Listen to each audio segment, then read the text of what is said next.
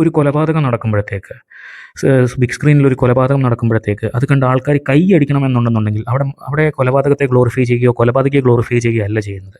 ഒരു അതികായനായ ഒരു നടൻ നമുക്ക് ഇന്ന് കാലം വരെ ആൾക്കാർ പറഞ്ഞു വെച്ചേക്കുന്ന നാട്യശാസ്ത്രങ്ങളെല്ലാം ഭേദിച്ചുകൊണ്ട് പുള്ളി ഒരു ഒന്നൊന്നര വില്ലനെ അവതരിപ്പിക്കുമ്പോൾ നമ്മളവിടെ കാണുന്നത് ആ വില്ലനെ മാത്രമാണ്, ആ വില്ലൻ്റെ പ്രകടനമാണ്.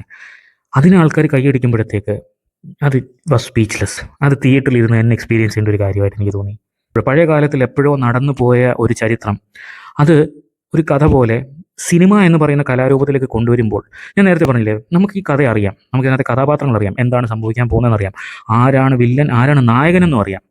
എന്നിട്ട് പോലും കളങ്കാവൽ എന്ന് പറയുന്ന പടം നമ്മളെ പിടിച്ചിരുത്തുന്നുണ്ടെന്നുണ്ടെങ്കിൽ അത് സിനിമ എന്ന് പറയുന്ന ആർട്ട് ഫോമിൻ്റെ അതിൻ്റെ വിജയമാണ്. സിനിമ എന്ന് പറയുന്നത് ഒരു നടൻ മാത്രമല്ല, അതിൻ്റെ പിന്നിലെ സ്ക്രീൻ പ്ലേ, അതിൻ്റെ സ്ക്രിപ്റ്റ്, അതിൻ്റെ ലൈറ്റിങ്, അതിൻ്റെ സൗണ്ട് എന്ന് വേണ്ട അതിനകത്ത് 1000 ഫാക്ടേഴ്സ് ഉണ്ടാവും. There are load of moving stuffs. അതെല്ലാം ഒരുപോലെ ഒരു മെയ് പോലെ പ്രവർത്തിക്കുമ്പോഴത്തേക്കുണ്ടാകുന്ന മാജിക്കാണ് സിനിമ. അതിന് കളങ്കാവൽ സാക്ഷ്യം വഹിച്ചിട്ടുണ്ട്.